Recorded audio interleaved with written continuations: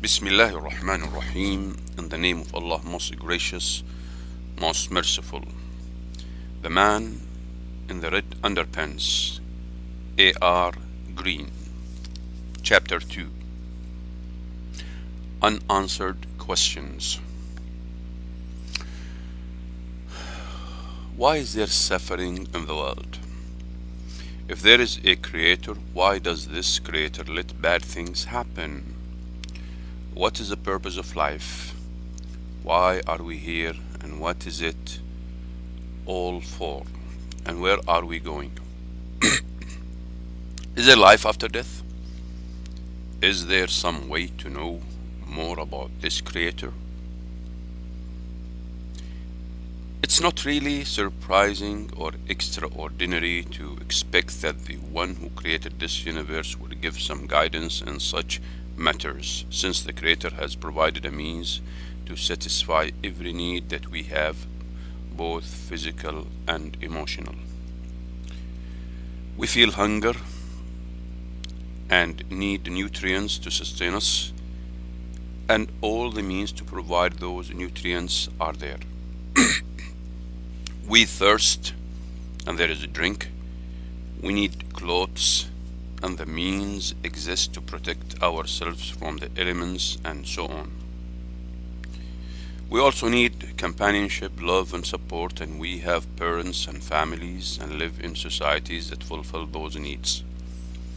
It makes sense that the one who has provided for all of these needs would also provide the answers to such deep, pressing, and important issues. In fact, in some ways, those deeper questions are even more important than the physical and emotional issues, since they define our very reason for being.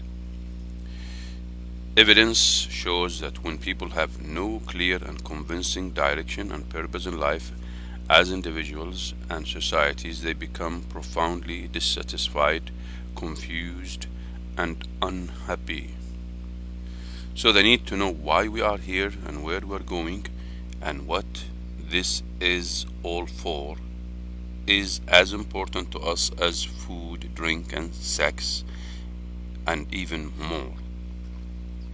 There may be there may be many possible answers to these questions, and looking at the numerous ideas that have come from the human mind, it would seem that reason might not be the best thing to use to find the answers to these perplexing questions, because what we want are not just any answers, but the right answers.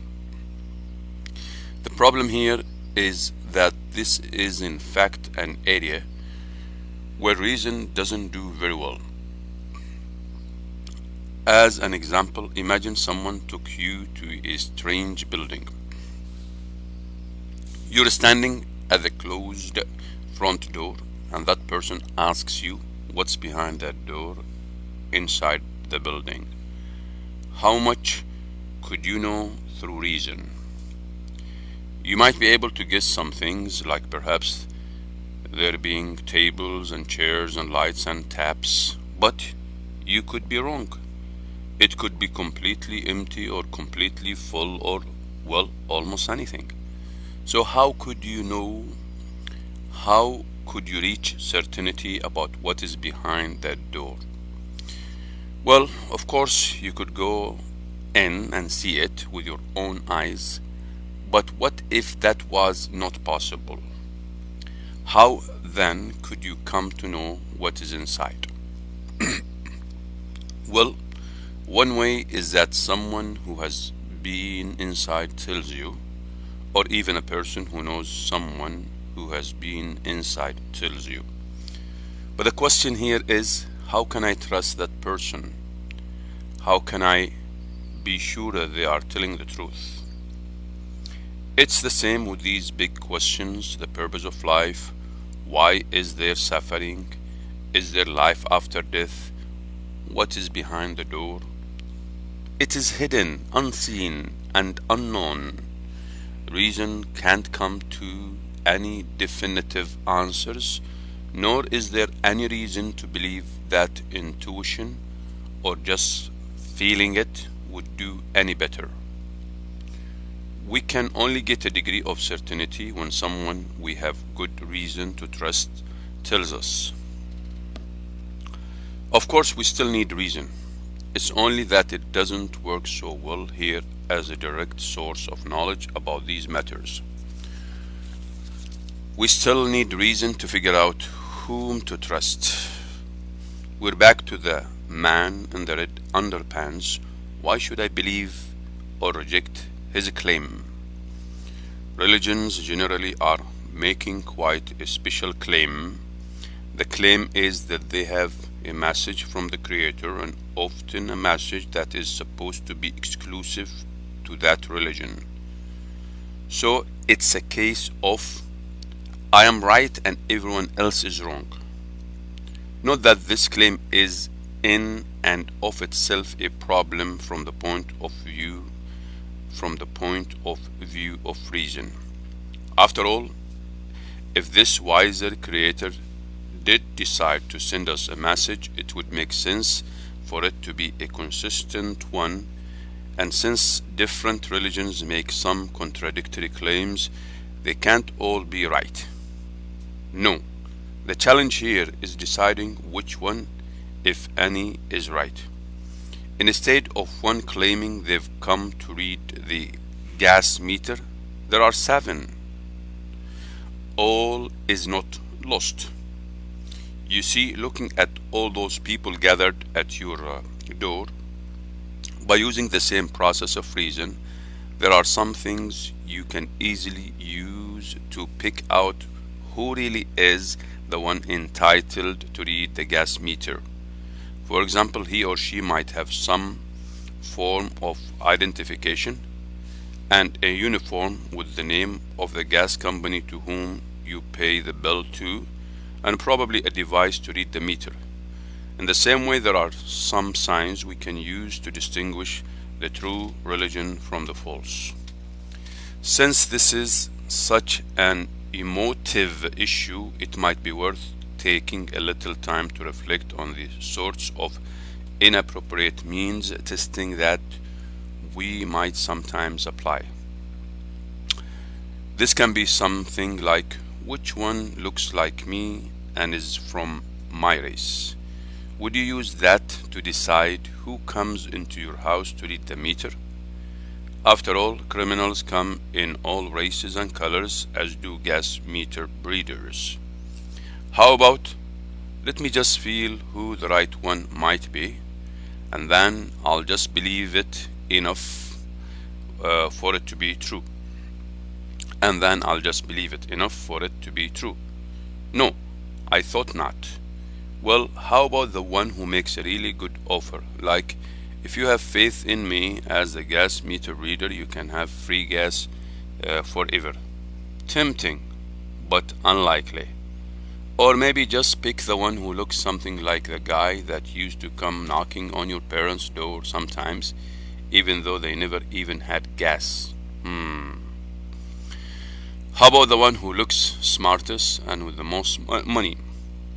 How about the one who looks smartest and with the most money?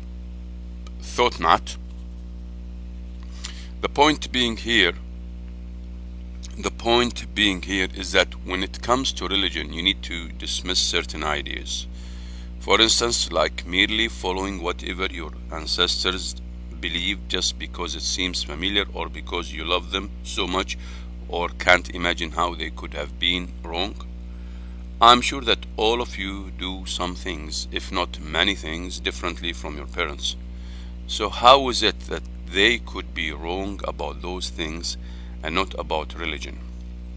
There is simply no compelling reason to assume that whatever your parents and ancestors believed was the truth, and it also does not make any reasonable sense just to believe and take a leap of faith without any sort of reasonable justification. And what sort of reasoning would lead one to conclude that the true religion should make you rich, or that by merely believing in a particular person or thing you will get eternal life? Of course, one of the favorite reasons for justifying a choice of religion is that someone started following this religion, it changed their life, and they're happy. This actually does make some sense, since there are some good reasons to believe that this is what the true religion should be.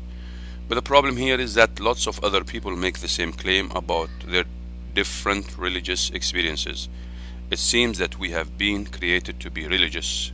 It's part of our nature. If we don't follow one of the standard religions, we'll soon invent one. So some religion will always make us happier than none. So again, just claiming your religion is true because it changed your life can't be on its own a sound criterion, because then other religions must also be true because they too have changed people's lives. In fact, even someone who has decided to believe that there is no creator at all might make the same claim that he or she used to follow a religion. Now they don't, and they are more happy and free, or they are happier and free. As the saying goes, what's good for the goose is good for the gander. What's good for the goose is good for the gander. If it's true for one, it must be true for the other also. So these are all mere claims. Claims need to be proven. So true religion, if there is one, should have some ID. It should have some markers through which and by which we can know that its origin is from the creator. So what test could we apply? We can hear this in the coming chapters. Thank you very much. The end of chapter 2.